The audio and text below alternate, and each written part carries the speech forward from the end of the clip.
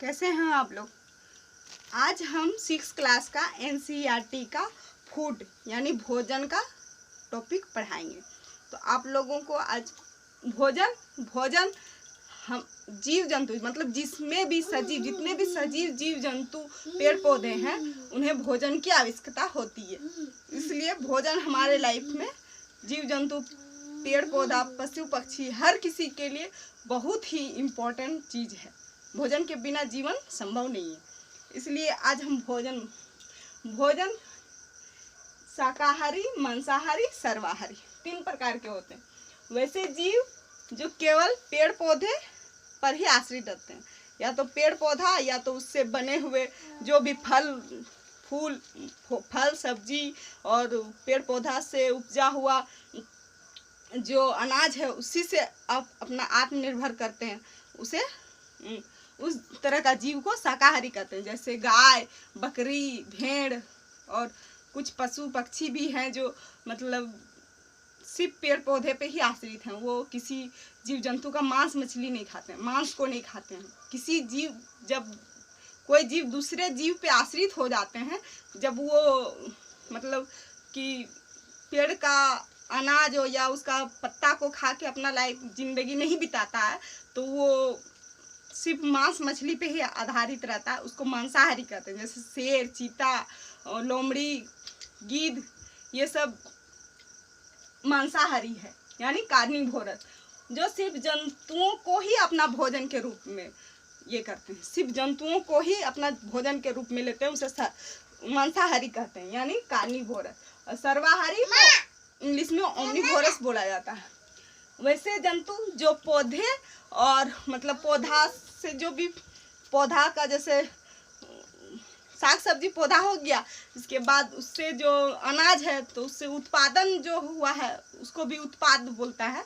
पौधे का उत्पाद मतलब पौधे था उससे उत्पन्न अनाज को अपने जीवन में लेते हैं, प्लस उसके साथ साथ मांस मछली अंडा मतलब जंतुओं पे भी आश्रित रहते हैं और पेड़ पौधे पे भी आश्रित रहते हैं। मतलब दोनों चीज को खा लेते हैं या ग्रहण कर लेते हैं, उसे क्या बोलते हैं सर्वाहारी। और जब हम लोग ये सब खा लेते हैं भोजन को खाते हैं तो हमारे शरीर में भोजन बहुत ही आवश्यक तत्व है। भोजन के बिना तो जिंदगी, उसी के वजह से हमें ऊर्जा प्रोटीन मिलता है जो हम अपना दैनिक जीवन को कार्यवाही को सुचारू रूप से कर सकते हैं। बिना भोजन का कोई भी आदमी जिंदा ही नहीं रह सकता है और कोई काम भी नहीं कर पाएगा। वो मुश्किल से वो 15 दिन 20 दिन रहेगा जिंदा, इसके बाद रह भी नहीं सकता। इसलिए भोजन हमारे ज़िंदगी में बहुत ज़्यादा महत्वपूर्ण भूमिका निभाती है। इसलिए तो भोजन का मुख्य पोषक तत्व है कार्बोहाइड्रेट प्रोटीन वसा विटामिन खनिज लवण। कार्बोहाइड्रेट में क्या क्या आता है? चावल गेहूँ गन्ना मतलब गेहूँ से बना हुआ आटा, तो और ये सब कार्बोहाइड्रेट है। और प्रोटीन मछली दूध और दाल, सभी प्रकार के दाल में प्रोटीन पाया जाता है। और वसा के रूप में तेल घी मक्खन और दूध मछली अंडा में भी पाया जाता है। विटामिन क्या है? विटामिन ये तीनों का ही रूप है, कार्बोहाइड्रेट प्रोटीन वसा, इससे ही कुछ मात्रा में विटामिन मिलता है। इसमें विटामिन में सब चीज़ आता है, पपीता दूध साबुत अनाज फल मछली मांस सभी में विटामिन पाया जाता है। कुछ न कुछ विटामिन एक तरह का नहीं होता। Vitamin A B C D E के, ये मैं इसके पूरे डिटेल में इससे ए बी सी डी ई के मतलब जो भी विटामिन है उसके बारे में अगले चैप्टर में पढ़ाएंगे। फूड बहुत बड़ा चैप्टर है भोजन, एक ही वीडियो में सारा हम नहीं बता सकते हैं। इसलिए आप लोगों से निवेदन है कि मेरे चैनल को सब्सक्राइब कीजिए, लाइक कीजिए, शेयर कीजिए, ताकि मेरा आत्मबल बढ़े, प्रोत्साहन मिले मुझे और मैं इसी तरह का वीडियो आगे भी लाता रहूं और इसका सारा पार्ट मैं क्लियर कर सकूं। इसमें जितना 6-7 वीडियो जितना ही इनका बनेगा वो हम बनाएंगे।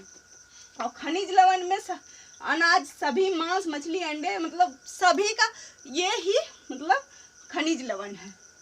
इसका अगला वीडियो में हम आपको बताएंगे भोजन से हमें कौन सा पोषक तत्व मिलते हैं, और बंद ये कर तो देना। बता दिए कौन सा पोषक तत्व, कार्बोहाइड्रेट, प्रोटीन, वसा, विटामिन, खनिज, ये चारों पांचों जो ये 5 तरह का जो पोषक तत्व है इसको ही संतुलित आहार कहते हैं, जिसमें कार्बोहाइड्रेट, प्रोटीन, वसा, विटामिन, खनिज, लवण की भरपूर पूरी मात्रा हो उसे ही संतुलित आहार कहते हैं।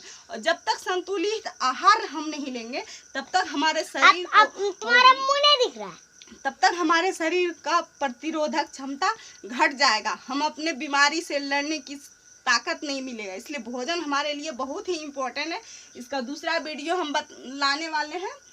इसके बाद पार्ट 2 में हम विटामिन और उससे होने वाली बीमारी, उसका रोकथाम, कौन सा कार्बोहाइड्रेट, मतलब कौन सा अनाज में क्या मिलता है, किसमें विटामिन बी, किसमें सी, किसमें डी, किसमें ई, सब चीज़ हम व्याख्या करने वाले हैं। तो थैंक यू वेरी मच।